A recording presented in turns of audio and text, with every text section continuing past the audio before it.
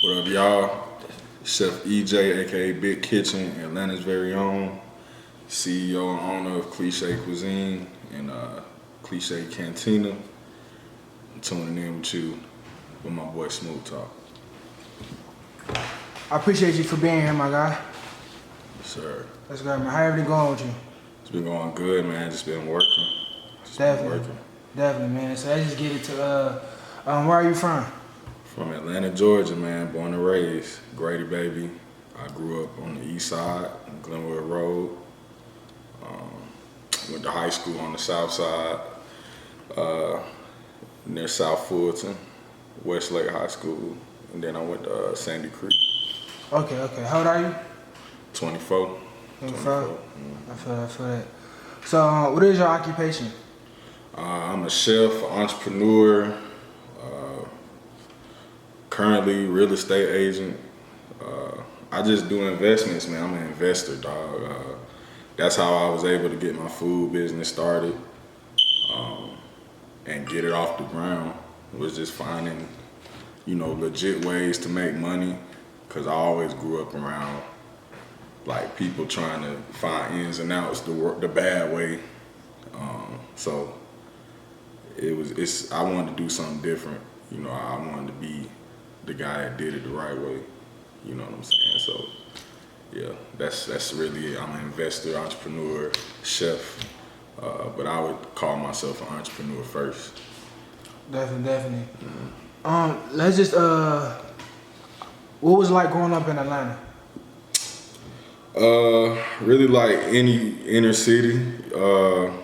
Like I said, the east side is kind of like the outskirts, so you kind of get a little bit of neighborhood, more of a neighborhood than city life, but it's all the same really as far as this city. You see poverty,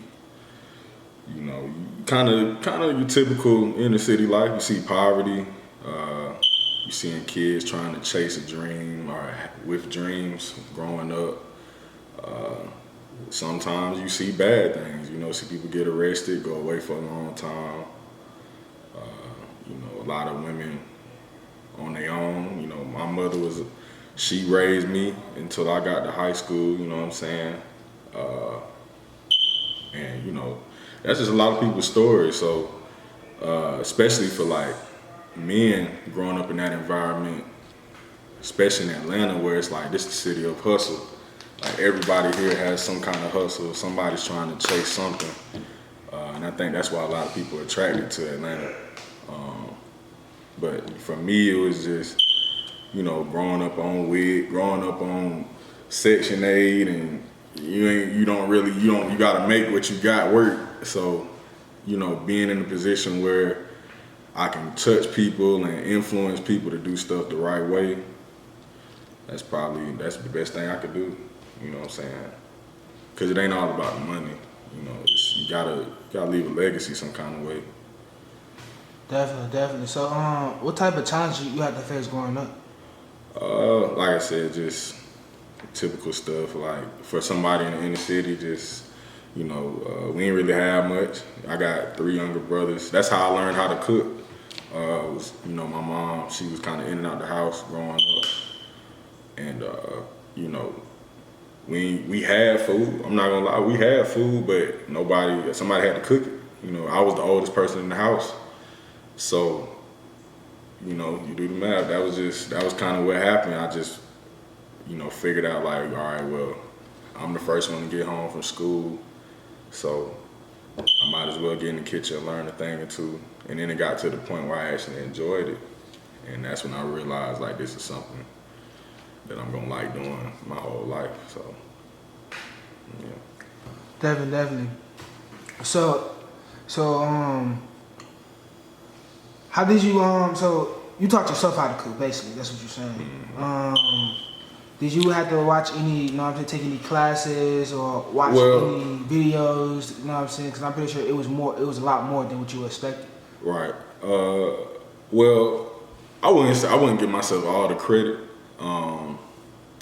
When I first started cooking, I would watch my mom, watch my mother, so she played a big influence on on my culinary background. You know, just watching her cook, she was always a good cook. You know, most people, for the most part, mom know how to cook a little bit. So, especially in the South, so I wanted to kind of take that from her, being a mama's boy, and you know, really getting older, I realized like I need credentials, so I did the little culinary diploma at Atlanta Art Institute, but you know, most people in this industry, they don't go to culinary school and nothing like that. They just find out what they're good at, find a niche, and they just go from there. Yeah. Okay, cool. So was your mom a chef too? Like did she teach you? So was your mom a chef? Nah, my mom, she just worked her butt off, take care of us. She just knew how to cook. Everybody loved her cooking. And, you know, I caught that even at a young age. You know, I saw how food can touch people. But not even just food though, man, just good energy. Cause you know, you put good energy over good food too. So, you know, I just knew that was a way I could move the masses. You know, I try to pride myself on having good energy with people. You know, so I always knew the food thing would work because of that. Okay. So, what is your first memory of when you first started cooking? My first memory, probably just coming home from school, in middle school. You know, and seeing my little brothers talking about they hungry. And, you know, I just had to get in the kitchen and find out. And that was, you know, like I said, that was back when we just had what we had. So, you know, I guess it was kind of a test for me because we would only have certain things in the refrigerator, in the cupboard and freezer. And, you know, it's just, you kind of had to stretch what you had, your groceries. So, you know, that kind of taught me to micromanage with food supplies and, you know, but yeah, that's just my memory, you know, coming home young and just having to feed my brothers and them liking it a lot, and you know what I mean? So I took pride in that. Definitely. Is there a chef that you admire? Oh yeah, for sure. Man, it's a lot of chefs I admire. I mean, obviously other than like the mainstreams like Gordon Ramsay, I like Sam the cooking guy. That's kind of like my guideline for how I cook. He's pretty good and he meshes well with all kind of people. I'm trying to think who else I could shout out real quick. Chef Dupree, he was over at Magic City for a little minute. I messed with him a lot. All the cooks at Escobar, all the chefs at Escobar period, in Atlanta, Georgia, that's my place right there. All those people in there, in that kitchen, they put pride in their food. But yeah, I would say, other than Gordon Ramsay, I'd say Sam the cooking guy, Chef AB from California, the whole Food Minati in Southern California. You know, they influenced me a lot once I got older and realized I wanted to do this. Okay. So, what type of foods you like to cook? I actually grew up around a lot of Hispanics. So How was that experience like growing up with Hispanics? I mean, it was just kind of where I was at. You know what I'm saying? I was still in a black city, but the neighborhood I stayed in it had some Hispanics in there, Hispanic families. So, you know, I ride the bus with them and, you know, come over their house after playing. So I already got a gist of the whole Hispanic atmosphere and what it's like in the household, the cooking, the eating, the parties.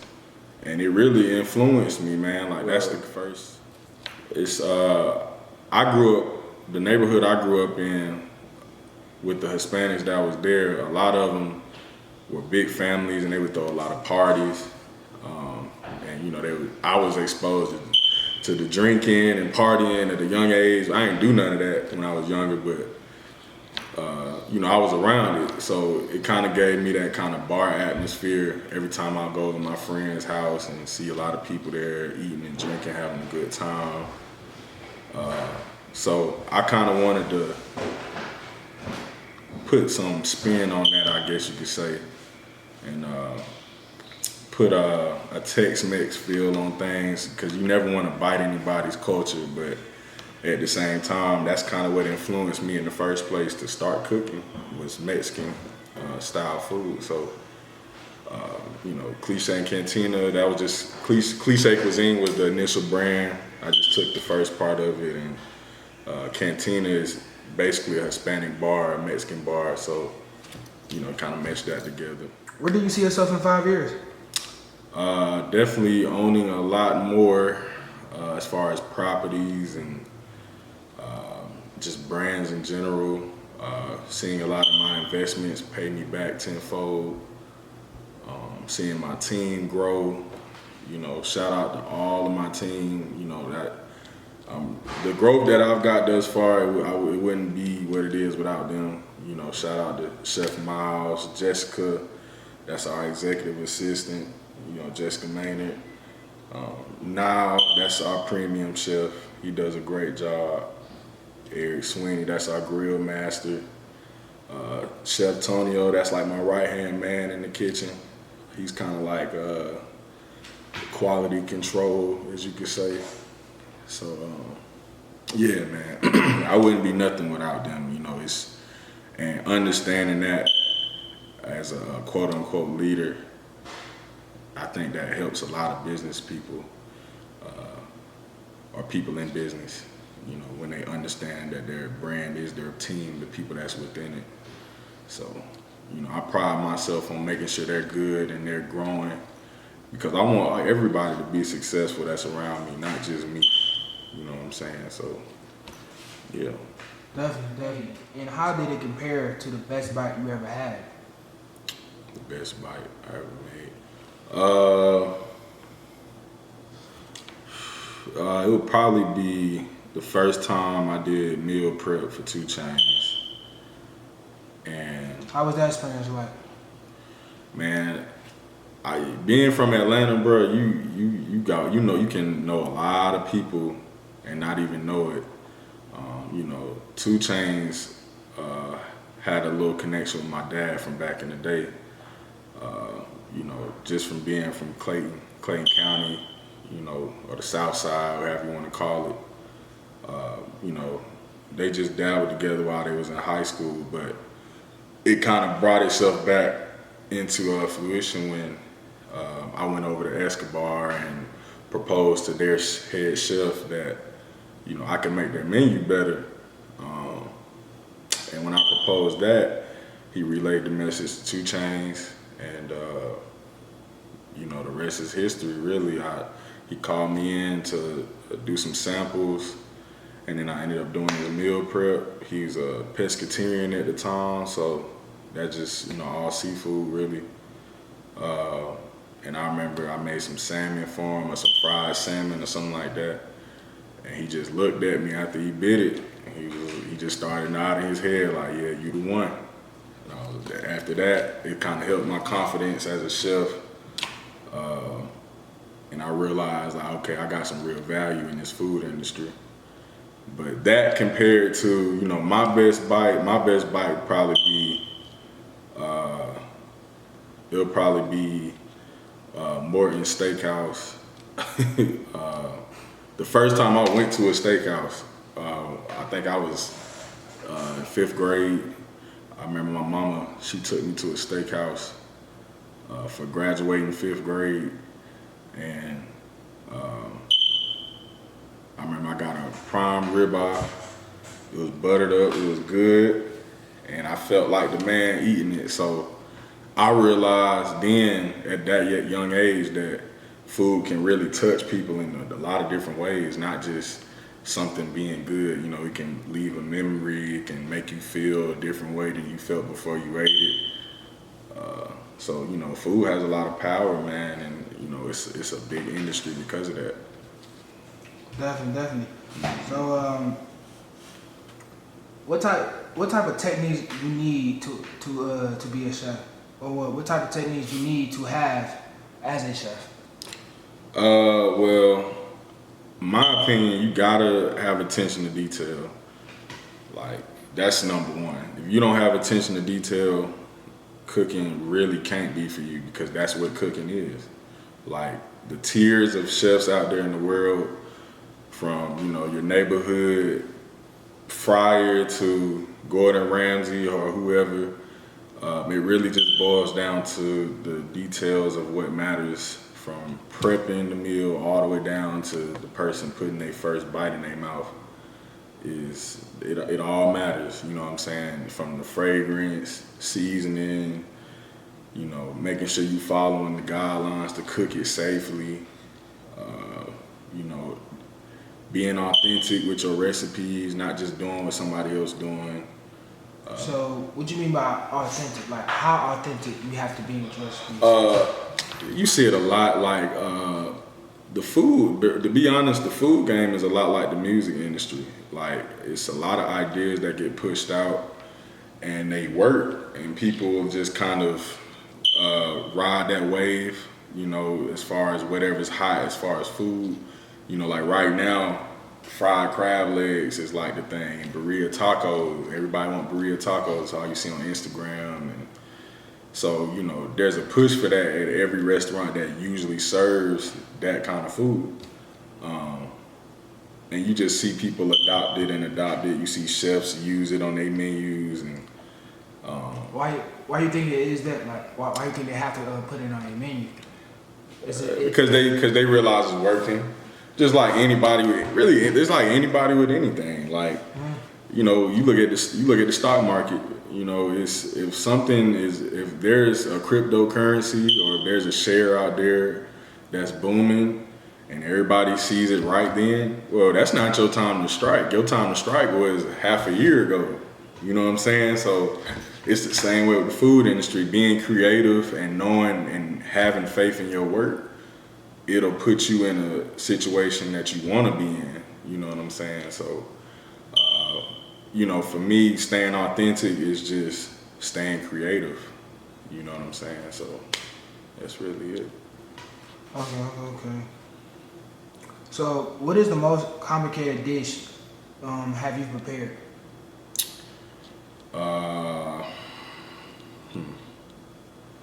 I did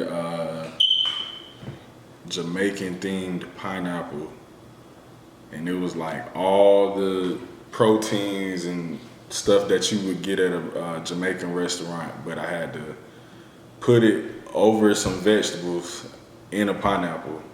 So I had to do the oxtails, I had to make the jerk chicken, I had to make the curry chicken, I had to make the rice and some vegetables as well, and then cut the pineapple. I had to make sure that was cleared out for the filling, for all the food. And then you gotta make sure that stuff tastes right too. Like, that's why I'm saying attention to detail is like a must if you're gonna do the food industry. Even if you just got your own little thing, like, even, you know, there's plenty of people out there that franchise and they only do certain things, but they do the best at what they do. So that's just, you know, that was one thing that was real hard for me. That was actually a challenge, but it actually ended up working out though. So yeah. That you created. You know what I'm saying? Like, what's the best dish that you think you have created? Like something that's like my specialty, you would say? Yeah, basically. Surf and turf, man. That's Cliche Cuisine. Surf and turf. You know, beef and seafood, or really just anything red meat, seafood. You know, when I did do culinary school, that was kind of what I prided myself on, was the grill station. And I would never call myself a grill master or nothing like that, because I know the kind of work that goes behind that. But I do know how to make a great steak. I know how to make all the seafood that I make is very good. And my team is the same way. You know, they all pride themselves on making good seafood, grilling good steaks, grilling lamb chops, anything in that category. You know, I pride myself on that, and it's really just because it come easy. That's really it. Okay. Is that a whole different type of chef? Like, is that like, Well, do that all fall under the same thing, or do they I mean, a grill master to me is somebody that truly knows the ins and outs of cooking meat over heat.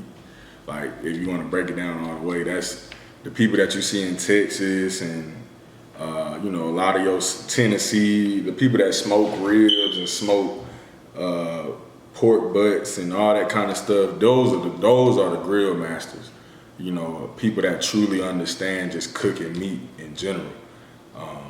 But if you got something that you feel like you're the best at, then you gotta kind of dim it down, make it more particular. Like for me, you know, I'm very great at doing surf and turf, but you know, if you ask me to cook a pig butt or brisket, I get the job done always, but I'm not gonna sit here and say that's my favorite thing to do either. You know what I'm saying? So let me not say harder. Is it easier to cook like meat on the stove than a grill, or is it easier to cook on a grill? I would say it just depends on how you like to cook your stuff. You know, it's me. I grew up around a lot of cookouts, a lot of being outside, and you know, the men that I did see cooking growing up, they were always on the grill. So I just always navigate towards the grill, you know, or a smoker.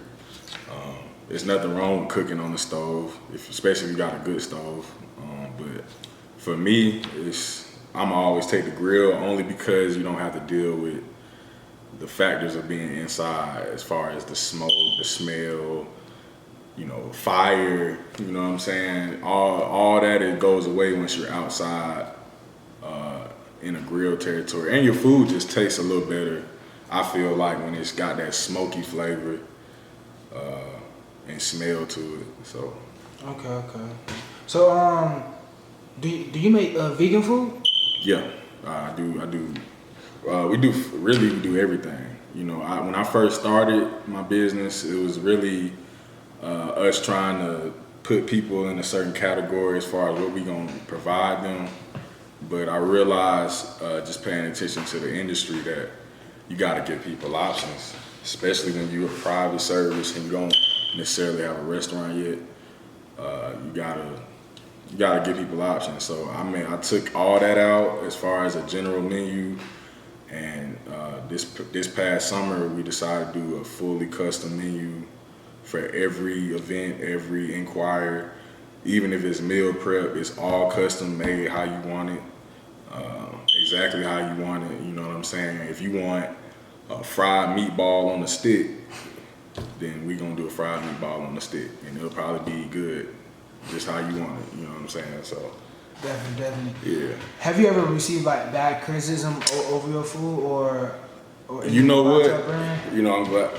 So this was like our motivation when we first started Cliche Cuisine. We coming up on a year now, but this was our first. When we first did our first plate service in the city, we did pasta plates, and I remember we were still kind of getting our recipes down. It was good though. Yeah, we were still getting our recipes down, and I remember we were still kind of messing with the Alfredo sauce. So we had a customer come in, and you know, they supported us. They bought like 3-4 plates, and they said one of the plates, like the pasta was dry. And me being the kind of person that was like real tedious, like it hurt so bad, because I was just like, man, it didn't hurt me because I know I can cook. It was just one of them things, like we didn't know what we wanted to do with the Alfredo sauce yet. So we were just we were testing while, you know, letting people purchase, which really isn't a good thing. I would never advise anybody to do that, but that's what we was on at the time. So